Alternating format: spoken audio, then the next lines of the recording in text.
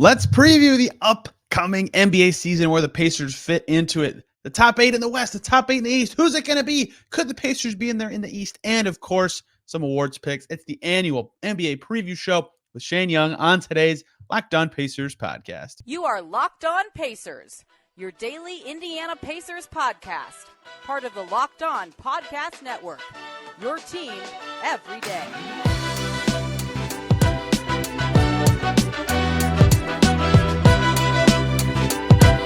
Happy Wednesday, everybody, and welcome into another edition of the Locked On Pacers podcast, where we, of course, talk about the Indiana Pacers. As always, my name's Tony East. I cover the team for Forbes and SI, and today we're previewing the entire league, an annual tradition with Shane Young of Forbes Sports. We do this every year, pick our top 8 in each conference, pick some awards winners, see what we like, don't like about the league this year, and where the Pacers fit into that mix, or where some ex-Pacers fit into that mix. We had to wait for the Dame trade this year, and then camp got rolling, so a little closer to the season than normal, but always one of my favorite shows. Love talking to Shane. We're just going to hop right in and look ahead at the upcoming NBA season. Better late than never, as they say. We procrastinated like crazy. I can blame Damian Lillard all I want. It's the yearly league preview show, trying to predict the top teams in each conference and the award winners, and it's the yearly person I break it down with. It's Shane Young. Shane, we both, I think, picked Luka for MVP last year.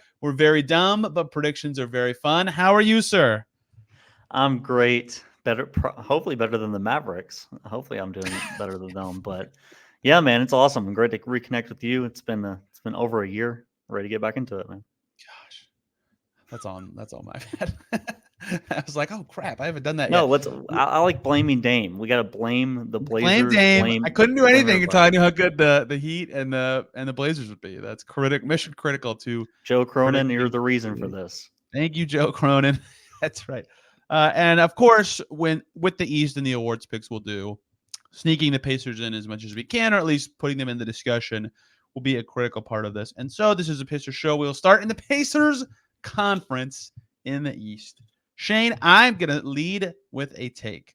Actually, no, I'm not. First, I'm going to say, do you think the top 2 from the East last year will be the same as the top 2 in the East this year? I do. I had to think for a second if Philly made its way into the top 2 last year, but they did not. So, yes, top 2. I think anyone that watches basketball would agree with that, unless you are probably from Miami and you have a grudge against the national media for going against the conference finalists.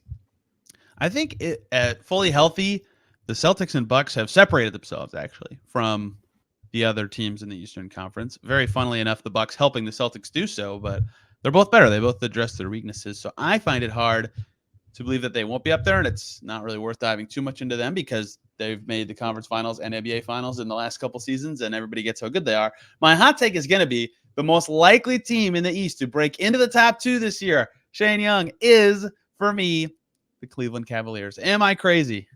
You are so intelligent. You're so intelligent, Tony, yes. Because I think the Cavs have a non-zero chance of having like a 55 win season. And like it wouldn't be crazy. Like last year they won 51 games.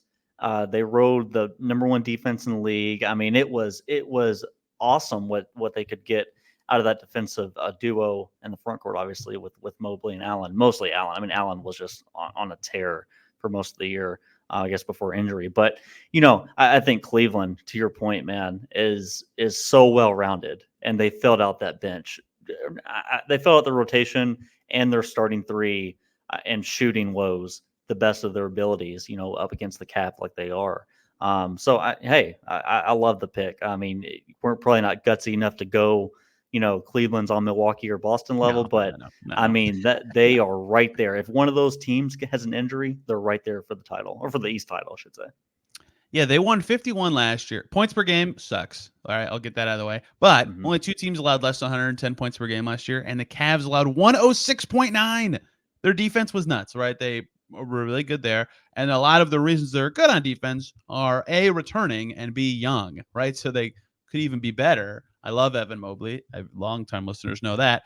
And Garland should be better. And Mitchell's still young and can improve. And Allen was good in the regular season, and that should maintain. And now, like you said, Niang can shoot it. They needed that. Max Strus can fill a lot of holes for them, including kind of shooting. They needed that. And can kind of guard wings. Not well, but like there's a body to do it. Yeah, they are going to be good. And I don't see a way they'll be worse. Like to me, instead of being number 1 on defense this year, they'll be like 6th. And then their offense will be, I think they were 8th last year, like closer to top 5. Being top 5 in both means you could win a lot of games, but I don't think they're good enough to catch the top 2 that we mentioned. I do have more Cleveland-esque takes whenever we get to some other stuff later on in the show, I guess towards the end, but I do have part of a Cleveland take. But, I guess just lastly on your point there, I think for Cleveland, it's a huge deal that JB Bickerstaff has to really diversify their offense. If he doesn't, it's going to be trouble because like they're up against the clock with Donovan Mitchell, and that's all really needs to be said about that. Like, do I think he'll finish his career in Cleveland? Probably not. So I think they need to win sooner than later. Agreed. And like for all accounts for him, winning is important. And the team he's been linked to the most also happens to be very good. So winning is definitely important for the Cavs and putting the pressure on there. So like the top 2, my follow-up question after the Cavs would be, do you think teams 4 through 6 from last year, or the other 3 teams that were in the top 6 last year, are going to be the same? That would be Philly, New York, and Brooklyn. Or do you think someone shakes that up? Someone shakes it up. Actually, wait. So 4 through 6, I got last year we had Knicks, Nets, and no, we had Cavs, Knicks, and Nets is the 4 through 6. We got the Cavs already. So Philly, New York, Brooklyn as the other 3. Okay. I said that weird. Sorry. Yeah. Well, what really makes this so screwed up, Tony, honestly, is that Miami was the 7 seed last year that barely got into the playoffs and won the freaking conference. So in my mind, I'm thinking Miami's a top 3 team in the East, but they're not by record and they're not by point difference. But like by no metric were they a good team last year. They were just an average basketball team, and yet they went to the finals. So I'm thinking like they're already penciled in there. I think Miami will be a top 5 regular season team this year. I do. I do. I do not. Do. Continue. Okay. I just think when you factor in that Hero is still growing and still developing, I think that he's, I don't even think he's close to really his peak as an offensive player. I still think as a decision maker, he still has a lot of room to grow there. I think we're going to see major steps in that area this year. I think for me, I understand injury concerns and everything like that they faced last year with Jimmy missing games. I just think they'll probably be a little bit healthier than they were last year. I think really they got no rhythm. I mean, every time they had a streak going, Jimmy would have something going on. He'd miss like 10 games. A few of those were in Indy. I feel like every time I was there for a Heat Pacers game, he never played.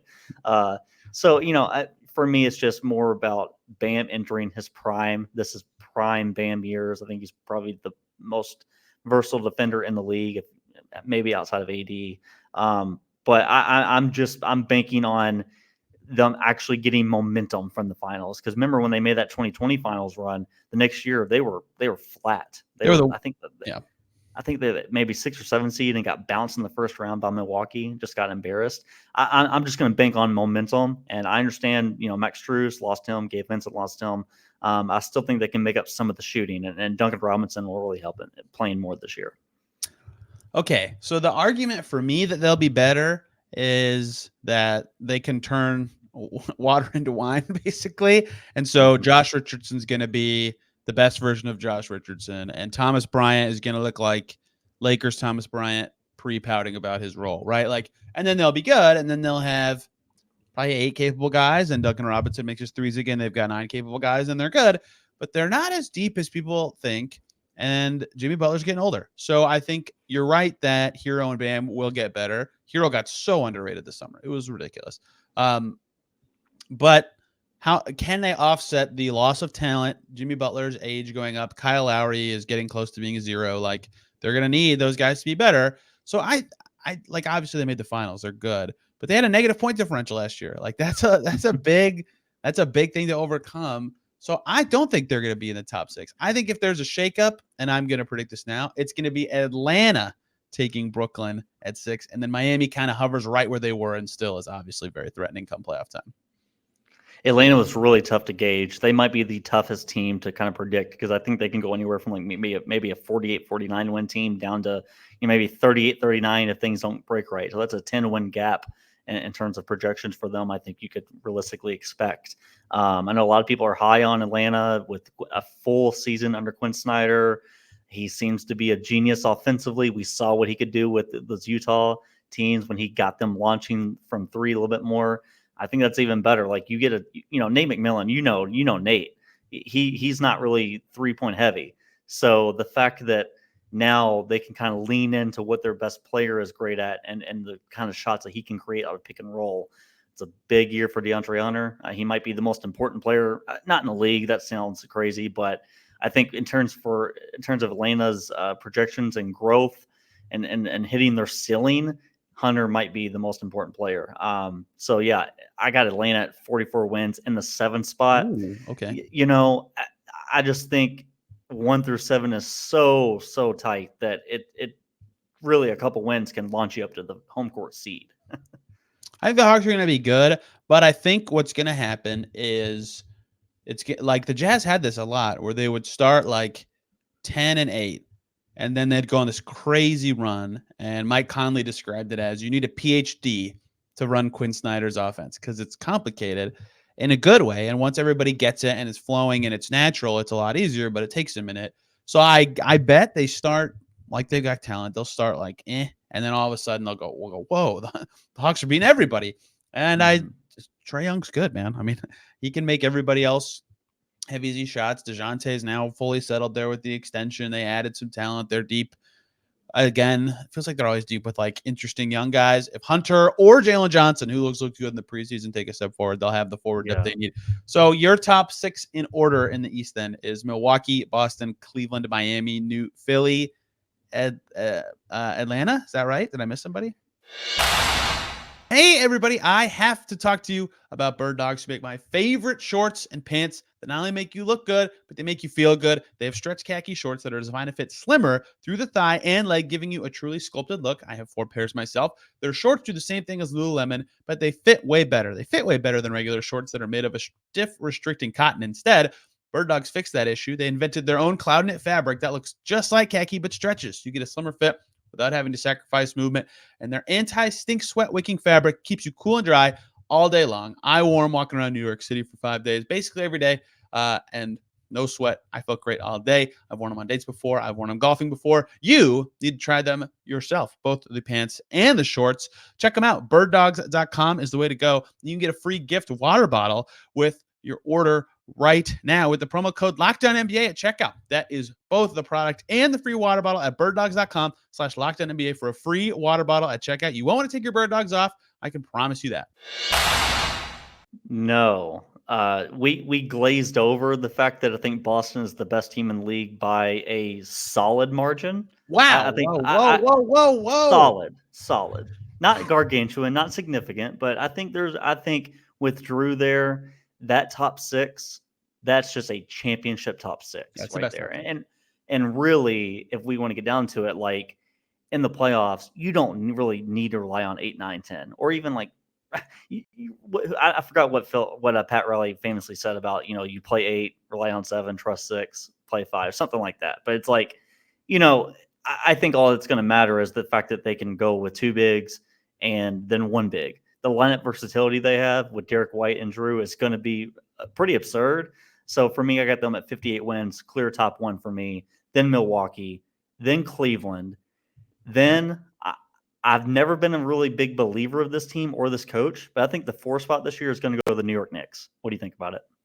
I don't think I don't know what I think about that. Like, what's going to make them better than last year? I think the fact that Randall seems to it's taken a little bit of time for him to kind of find the exact role he should be in. And I understand. I think RJ Barrett is what he is. I'm actually kind of out on him. This whole project of he just give him time. He's had time. I think inefficient, kind of just score first guy is going to be what he is. But I think that they are sneaky deep. I just think they have a good bench.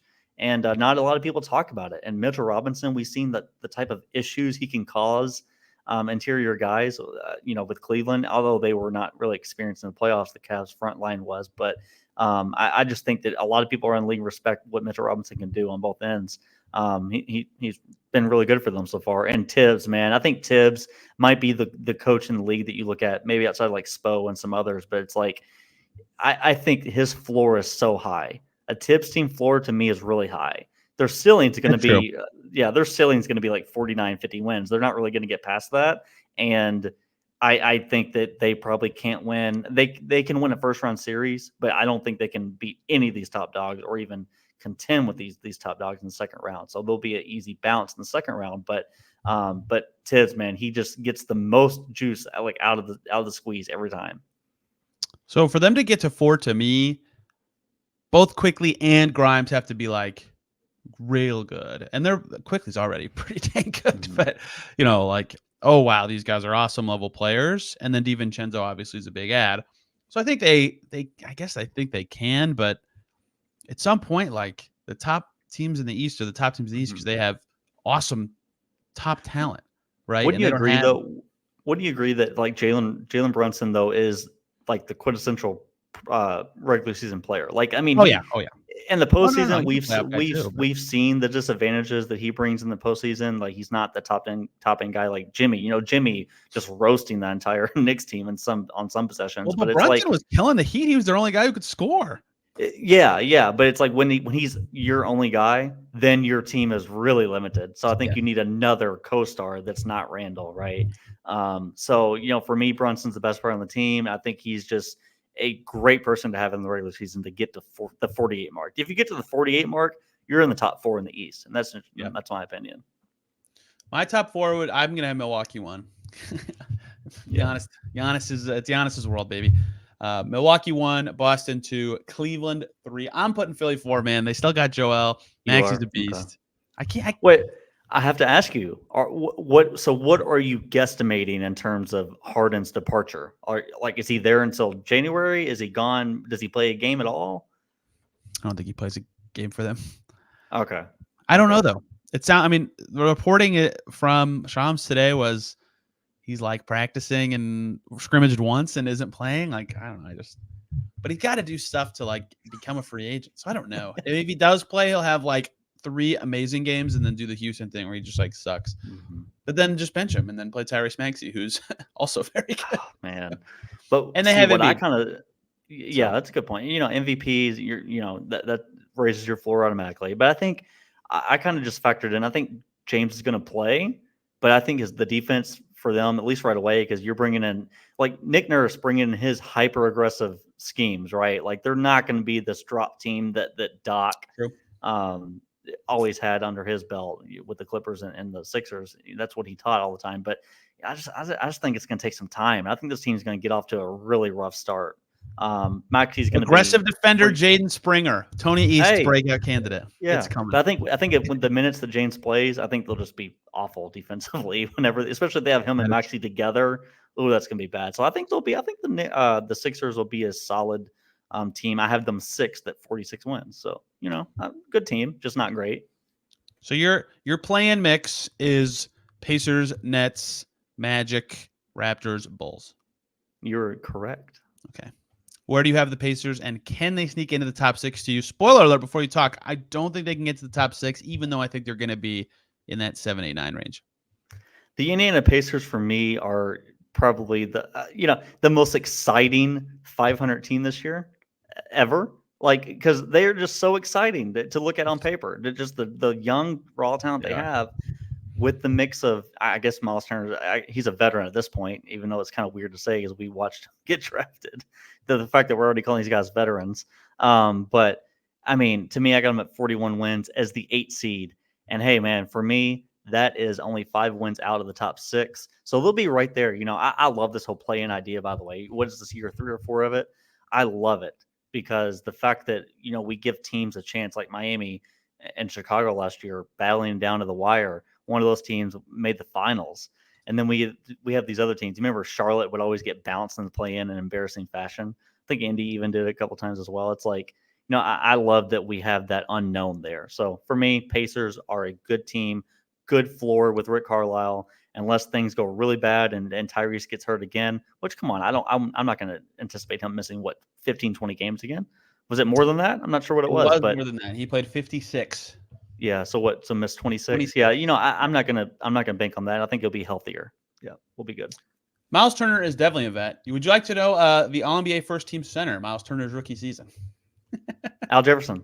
It was DeAndre Jordan. Oh God. Al Jefferson was probably in there. Players that season: DeMarcus Cousins, Kyle Lowry, Andre Drummond, LaMarcus Aldridge. Miles Turner's a veteran. Yeah, I think the Pacers can get in that mix. I think it's going to be Brooklyn, Pacers, and Toronto are the last 3 playing teams after the top 7. You're higher on Brooklyn than I am. Yes, I am. Is it because they have a chance to flirt with like a top 5 defense with other length and athleticism, or what? They have no reason to be bad, and they're going to be good on defense. Yes. Okay. Claxton, Bridges, Finney-Smith, O'Neal is just like Ben. Nasty. Yeah, Ben now too. Right. Yeah, they're going to be nasty on defense. So they're okay. I agree. Getting a lot of Spencer Dinwiddie to dribble, but yeah, I totally agree. I think they're the most fascinating defensive team. They can switch literally everything. If there was a 6th position, they could switch it. But the thing is, I think their offense is going to be in the toilet at times. Yeah, and that's okay. Like, I mean, it is what it is when you're relying on Mikal, Spencer, and Cam. But hey, man, no one in this. I think I even mentioned this last year when we talked on this pod, but no one loves Cam Johnson more than me. I love that guy. That guy's awesome. Yeah. Beast. Yep. He's incredible. So the fact that he can be their 4, then also can be their 3, and I love what they can do. I just hope that it can all fit together. And I don't envy that coaching job. That's a lot of guys at kind of the same position you have to kind of mess with. Magic are a year away. Bulls blow it up in February. Before Shane and I wrapped up today's show, I have to tell you guys about FanDuel. Snap into this NFL season with FanDuel, America's #1 sportsbook. Fun NFL season, lots of interesting and good teams. And right now, new customers get $200 in bonus bets guaranteed when you place a $5 bet on FanDuel. Win or lose on that $5 bet, you'll get a $200 bonus bet. So if you've been thinking about joining FanDuel, there's no better time to get in on the action and get those $200 in bonus bets with their easy-to-use app. They have a wide range of betting options, including spreads, player props, over-unders, and more. Your favorites, they're all there. So visit FanDuel.com/LockedOn and kick off the NFL season with FanDuel, an official partner of the NFL. Let's go to the West. The West, we'll spend less time on this because the Pacers aren't in the West. Denver, your 1 seed? Barely, yes. Okay. Phoenix, your 2 seed is the yes. Barely. Yes. Okay. About one win. About one win. Yeah. Okay. That's fair. Yeah, I think that's the best. I mean, I just want them to be. I want the conference finals to be the obvious conference finals this year because the arms race for those. You don't want parity? No, sometimes I do, but okay. It's not. It's still new. Like what is it? 5 champs in 5 years we've had now, or is it 6 and 6? I forget. 5 and 5. Yeah, like that. We've had it. All right. Let me see. Someone try to beat Jokic. That's what I want. Right? That's cool. So wait. So if the Nuggets rattled off this Golden State Warriors like 5 straight finals, you wouldn't mind? Well, I would. It'd be fun for the first 2 or 3, and then you'd want somebody to unseat them, like LeBron did, or like the Raptors did. Although it took them a lot of circumstance, but they did it. So yes, I am interested in that. Okay, we're already gonna disagree at 3, so I'll just do it now. My 3 is Memphis. We do, but not by much. Like Ooh. I have the win totals. I have Memphis 1 win away from the 3rd. I have Golden State. I think Golden State's better. Okay, Golden State is going to be really good. They're my 4 too. So we're in lockstep here. So people are missing with Memphis that Desmond Bane can create shots. Like their offense isn't going to suck without Ja. It's going to be good. And they have Adams back, so they're going to do the same thing they do every year where they win the possession battle every freaking game. So they don't have to be the most efficient thing ever, even without their star. And they've kind of been okay without him for years. Yeah. So my fear, though, to your point, though, is that although Desmond can really be a creator, he's not just a connector or finisher. He's also a creator. Is that Tyus Jones was just a massive huge part of, absolutely of the half court execution. And I don't think this doesn't sound bad. I don't think I trust Marcus Smart in some of those scenarios as much. I don't, not as much as Tyus. And he's better at other things. Yeah. Does Brandon Clark missing in your top defenses in the league? Are they 1-ish? Probably 5th or 4th. I think they can be the best, and that's huge. Yeah. Does Brandon Clark missing the year matter? I mean, Okay. Yes. So if he was there, maybe they were the 1 seed. Essentially, is what 1 or 2 seed for you? Oh yeah, maybe. yeah. Oh yeah. Okay. Definitely. Okay. I'm a big Grizzlies guy. They're very good. They've had such ill-timed, like Well, it's dumb to say ill-timed. Like their suspensions and injuries have just killed them. Like they played the Warriors better than anybody in 2022 in the playoffs, and then last year they just had nobody in the first round. They had no chance. I think they beat the Lakers in like 5 or 6 if everyone, like, if they don't have all these things pop up. Brandon Agreed. Clark's just like huge. Like he's like their 4th best player, and he was out. It was crazy. Right. Steven Adams didn't play, so they couldn't do the possession crap, and the Lakers are a good rebounding team. Brandon Clark didn't play. Ja got hurt. Like everything went wrong. everything Oh, went and I would be remiss if I didn't mention Luke Kennard. Shoot the freaking ball. Like this dude needs to be taking 8 to 11 threes a game. He just doesn't. But if he did, they'd be one of the most balanced teams in all of basketball if he did. And Taylor Jenkins, don't bench him like every other coach has Exactly. for years. It's so random. Oh, whatever. Okay, so same top 4, different order. I'm good with that. The Warriors are the Warriors. Steph's still amazing. They're running low on time to me, but they had a good summer. They're going to be good. If Clay looks old, they will fall into the 6, 7, 8. If he is, I disagree. If he's like as good as he was offensively last year, but you can also couple that with some good lateral movement defensively, which let's see. I'm not sure. He has a full off season to kind of get that going, or he did. I think they can really push the Suns. I think they're really good. But Chris has to play more than 58 to 60 games. Anything less than that, and they're falling down. Yeah, people are underrating Chris Paul, shocker, as they have his whole career. And who let the Warriors get Dario Saric? That man is going to be – I bet it takes 10 games before people remember how good he is. Dario looks slow, but for their offense, he's exactly what they've been. It works. That's right. Okay, 5, Lakers for you? The other LA team, close. Oh, my gosh. You cannot quit the Clippers, Shane. You cannot quit the Clippers. Hey, at least I'm not picking them to make the finals again. That's right. I did that last year. So wait, you did? I did. Oh, yeah, but you thought it'd be John Wall's Clippers taking them to the finals. So. I did have a little bias there. But, yes, I picked – like many people, I picked Clippers Bucks last year. So what the hell do I know? Yeah. I think the Clippers and Lakers will be 1 win apart. Here's my thing. The Lakers, can they beat the Clippers one time in the regular season? Because they haven't in the last 3 years. If they can, then that's 4 wins on the table that they could pass on. But until then, I think Ty Lue is the best coach in the Western Conference. So I think he's going to get he's just like Tibbs and Spo out there. Like, he's going to get the most out of what he has. I don't care if Kawhi plays 55 games. This team will find a way to 48 wins. The Lakers are so deep. Like, they are. Finally a team that gets hurt a lot. Like, they have a lot of depth. And now they have no, I'm not going to say what I was about to say about Austin Reeves. They have a very good third player in Austin Reeves. So they can be good without LeBron and AD. They thought that would be the case with Russ, but now they actually will, I think. Tony East picks Austin Reeves to make the 12-man All-Star team. Is he that far off? I mean, yeah, there's so many hard cuts. We know this when we go through. You're right. Which I think we actually do. That was I think we actually do a show on this as well for All-Star. We will. But, yeah, he's like 20 to 25th best in the West players, maybe. Yeah, that was aggressive. I was wrong there. But anyway, I almost said way too aggressively third star. That is not right. He is not a star, but he's good. He's definitely good.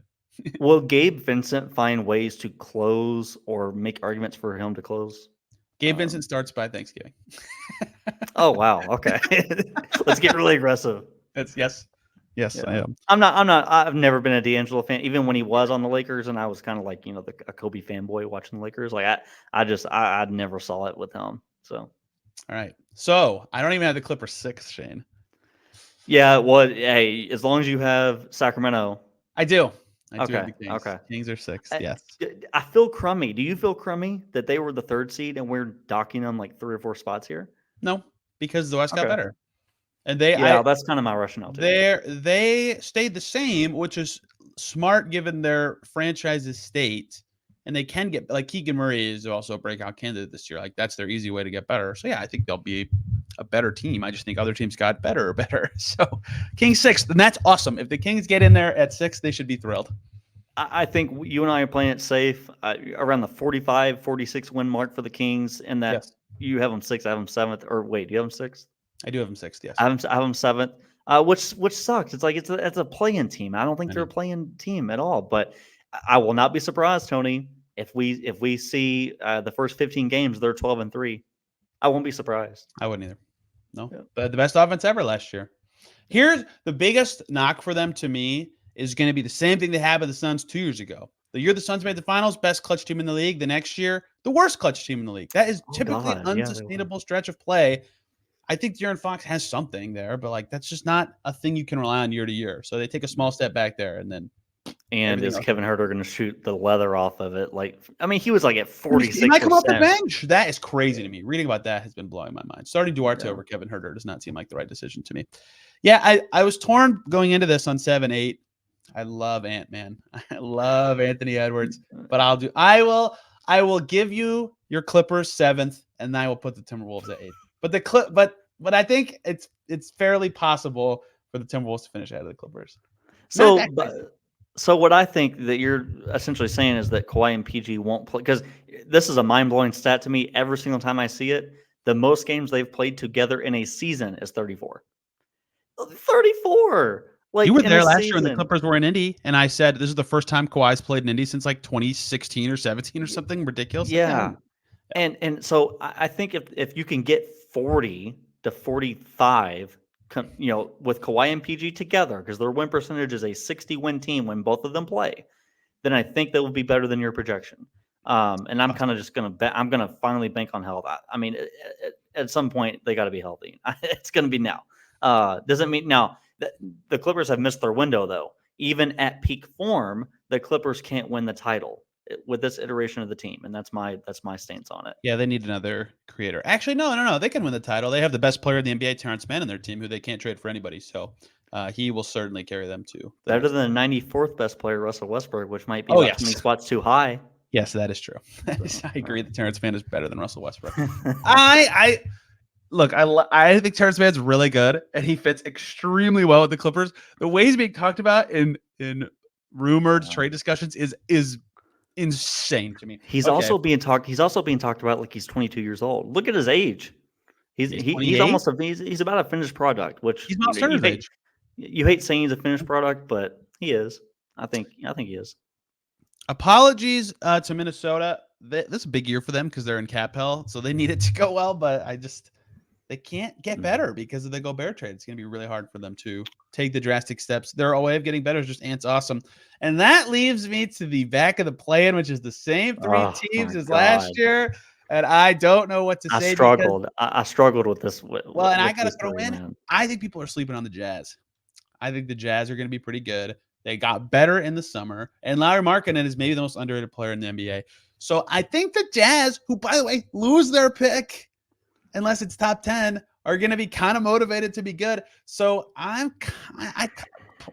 of me wants to go Pels 9, Jazz 10, but I don't know. I am keeping Dallas. At least you and I are both in agreement that Dallas has too many problems to be a 40. I don't think they can win 40 games. I just think they have too many holes. Being their fourth best player, I have no idea who it is. I don't know.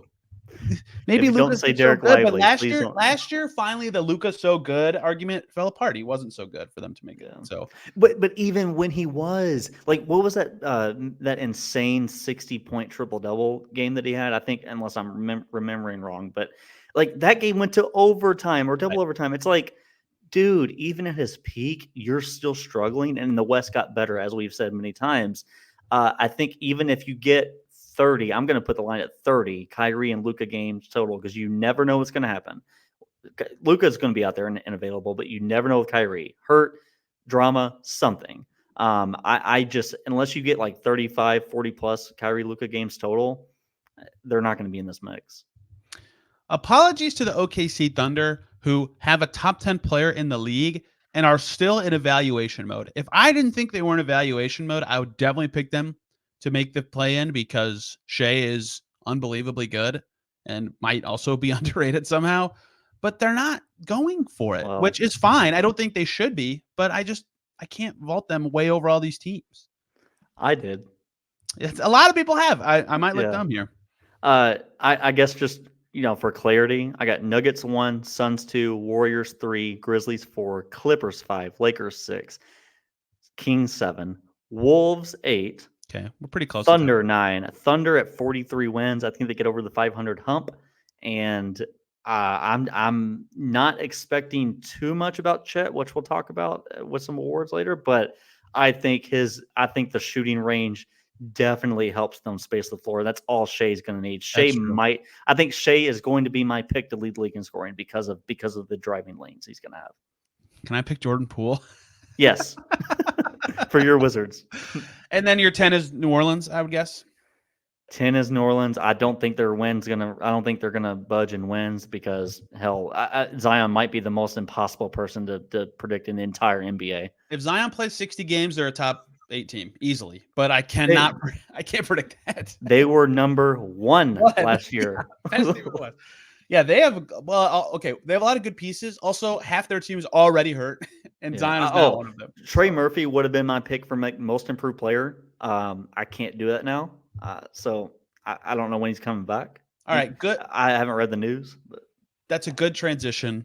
We're gonna do MVP and then 3 awards I think the Pacers can sneak into. Except you got to tell me if you think the Spurs or Rockets can do something here. We're gonna talk about awards.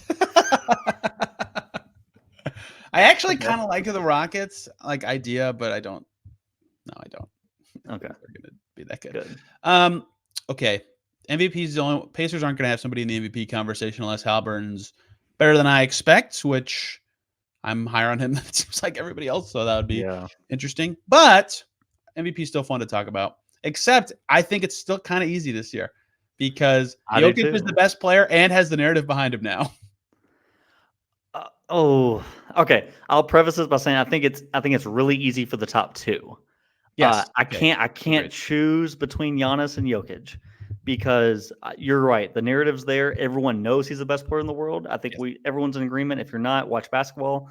And for me, though, I think there's a difference because I think Milwaukee is going to outwin. I think they're going to win a few more games than Denver. So I think the regular season narrative and the regular season case is going to go to Giannis, especially if he averages 30, 10, and 6. So for me, I would probably give the slight edge to Giannis, who will probably finish 55 plus wins, and he's always been healthy. I mean, has Giannis missed a chunk of time? Jokic is always healthy too, but yes, yeah. So I it's a cop out, but I'll go. They'll tie to the top, but I'll pick Giannis. See, the thing is, I think it's going to happen for Murray too. We'll get to All-Star time, and Jamal Murray will be right in the mix with a bunch of guys, but he'll get a lot of default votes that he deserved for being awesome in the postseason last year. And I think if Jokic and Giannis are close, everyone's going to go, well, this guy just kicked everybody's ass in the playoffs and vote for that guy. So that's nothing against Giannis, who did the same thing a couple years ago, but I just think Jokic has. Giannis might also average 9 or 10 assists if he wanted to, because he's in the short roll. He's going to have a lot of opportunities, so coming down the lane full speed. So here, the thing with Giannis is people were appalled that ESPN's top 100 had Giannis above Jokic. I'm like, that's not that crazy. I think Jokic is nothing better. to be. I'm not appalled. Yeah, as I said, I think people should watch ball if they don't. But to me, it's there's legitimate arguments because he has been the best player in the world for a good chunk of time. Yes. So. The top 5 in MVP odds everywhere is those 2 guys with Luka kind of close to them, and then a little tick lower is Embiid, and then a decent tick lower is Jason Tatum. I have takes. I think I don't know. I think Shea's more likely to be top 5 than. I have takes. My takes, Tony East. Give it to me. Are Embiid will not be in the top 5 for MVP. Okay. The defending champ or defending winner, I should say, won't be there, and sliding into his spot, Donovan Mitchell. I think this is the Donovan Mitchell year. He's going to get fit. No, I think for me, he's going to be 5th. Nothing. He's not going to be in contention for the award. As we know, 5th place is just a recognition. But if you and I are correct about Cleveland having a top 10 offense and then a top 3 or 4 or 5 defense, hey, you got to have a candidate there if he's averaging 28 to 29 a game. I think Donovan will do that. So for me, Donovan 5th. 4th, I'm going Steph. One last hurrah for an MVP. See if he can get one. I love that. 3rd, Tatum's going to have the wins. He's going to have the numbers. He's going to have the age. He's entering his prime years. I think Tatum could even win he could win the MVP. I'm not going to pick it. But then obviously top 2 we've already talked about. Noted Luca hater Shane Young Yes. has spoken. Hey, when you win 38 games, this is what you get. I would like to preemptively dunk on all the conversations that people have during the season when they say, like, pick the 8th best player in the NBA. They always say this guy should be in the MVP conversation. And then it's Devin like, Booker. okay, Devin Booker has is a he been good pick. has he been better than Jokic and Giannis? And they go, well, no. Okay, then he shouldn't be in the conversation. He can get 5th place votes. That's great. That's a different thing than saying what you just said. I hate when people do that. It drives me crazy. Yeah, people do it with Devin Booker. They do it with Shea. I think Booker Shea is even perfect. Booker is awesome. He's so good. He's going to be top 10 player in the league this year. And they're like, he should be in the MVP mix. No, he shouldn't. That's not an insult. That's fine. I even heard it with Jimmy Butler, who was having incredible numbers, but he played 50-something games, 60 games. It's like, at least we know now they will not be eligible, Tony. I forgot about that. I forgot all about that. That's right. Okay, I don't think Jase Walker can get in the Rookie of the Year mix, so we'll do this quick. Is Wemby your Rookie of the Year pick or Scoot your Rookie of the Year pick? Because you just for Rookie of the Year, I put LOL. Does that answer your question? Yeah, that's fine. Yes. Now, hey, you know who's going to contend for Rookie of the Year is Pop, because Pop won't play Wemby a certain amount of games. That's right. So I think Scoot might win it for that. But I've said a long time I think Scoot's going to win because he's going to have the ball in his hand so much. And then I watched the first 2 preseason games, and now I think Wemby's going to win because he's going to have the ball in his hand so much. Let me ask you the better question: Will Wemby average 20 in his first season? He might, man. Tom Haberstroh wrote it already. He said Wemby should play point guard. And if you watch the Spurs, like, dude, maybe he should. Yeah, it's crazy. So I walk back my Scoot takes after what it took 2 preseason games for me to walk back my Scoot Henderson Rookie of the Year takes. And that has nothing to do with Scoot. That has everything to do with what Wemby has done so far. Jase Walker. I like Jase Walker. He's not going to be in this discussion. We can move on.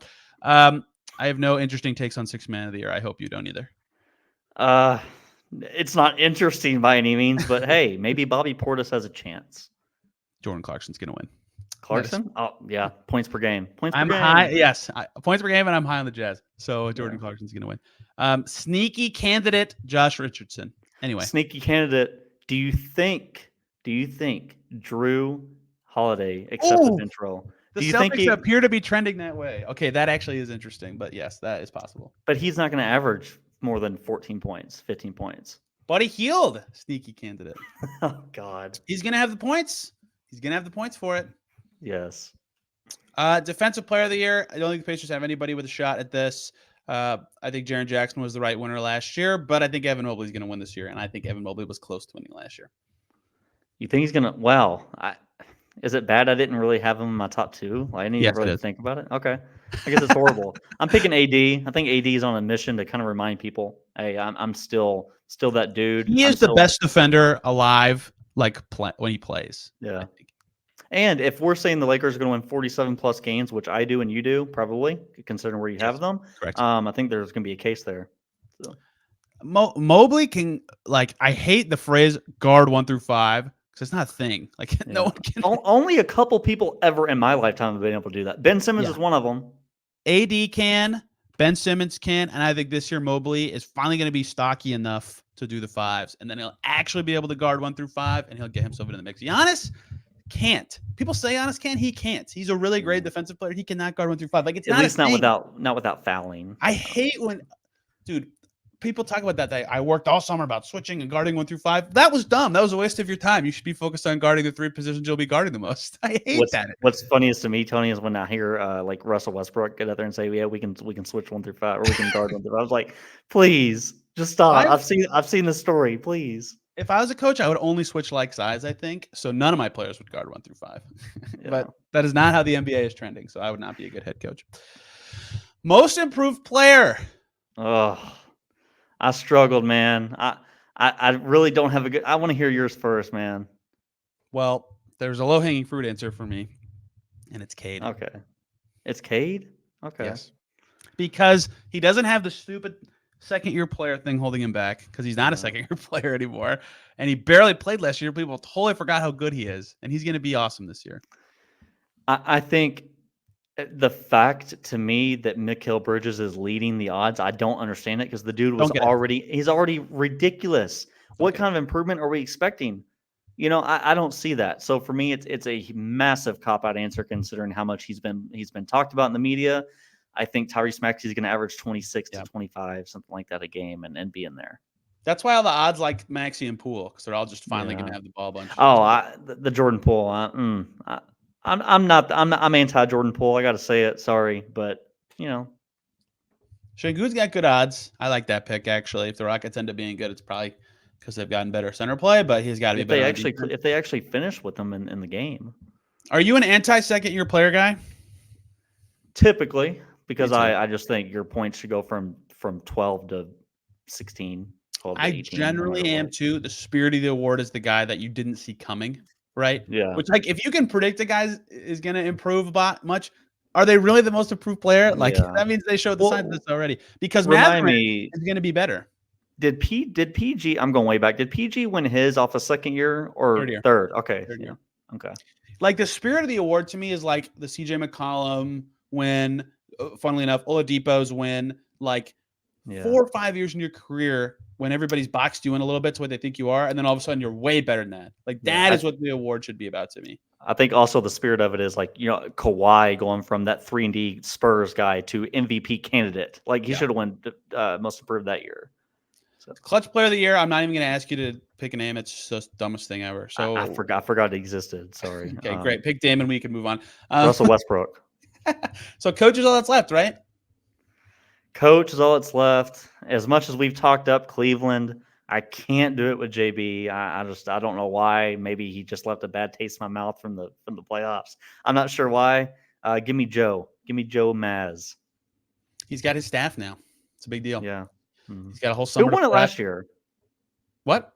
Who won it? Who just won it? I forgot. Who just Mike won Brown. It? Okay. Yeah. So give me Joe Maz. Yeah. Usually it's the exceeds expectations coach award. But first-year coaches do have a nice little cushion. So Adrian Griffin, if the Bucks are the 1 seed, I have to say, has a pretty good shot here. If the Heat are actually good in the regular season, then Spo's got an awesome shot here. This is right? Spo's never won Coach of the Year, which is like which is stupid. Yeah, like he's the best coach in the NBA. It's ridiculous. And then Michael Malone's got the plot armor. So there's a lot of worthy candidates this year. So it's basically going to be like, to me, between pick one of these teams, like Heat, Sixers, I guess, Thunder, Bucks, Suns, even and Cavs. Look for whichever one of them exceeds expectations the most, their coach wins. Yeah, look for if Ant does make that leap, look for Chris Finch there. So everyone in the league I talked about Chris Finch is like, that guy is so smart. So have you been in on one of his pregame? He's awesome to ask questions to, man. Like really awesome. We just got one with Quinn Snyder this week, and it was I haven't interacted with him a ton. He is also fantastic. He'll answer like 6-minute question, or like he'll talk for like 6 straight minutes. He answered all the questions, and then he said, "All right, we're done." And then he kept explaining something like in more detail. It was awesome. It's fantastic. That's everything. If the Pacers have one award winner this year, if I had to predict, it would be Buddy Hield, 6th Man of the Year. They don't have like a lot of obvious winners for stuff. So that's my Pacers. Not even like can't even like Exec of the Year award, something like that. Nothing. Yeah, I mean, they'd have to be like top 5 to get that. Yeah. They did have a good summer. Shane, thank you for the time. Shane's going to be covering some games in Cambridge this year, but will be all about the Phoenix Suns. Yes, sir. In the second half of the year. Where can people find you and your work covering the league and the very fun Phoenix Suns? Awesome, man. I appreciate you, Tony. You can find me at Young NBA on X, formerly known as Twitter, and Forbes Sports, where I'll have a fun interview dropping on Thursday with someone that I'll tell you off air. Very nice. Looking forward to that. I also have a fun thing coming Thursday, both here where people are listening and in the public sphere. Looking forward to that. You should follow Shane. His charts are very detailed. His work is very informative. And as Devin Booker said last year, he knows ball. We'll be back tomorrow talking with a special guest that I still can't say. You'll see why. Friday, talking Pacers Cavs. Till then, everybody, have a great day.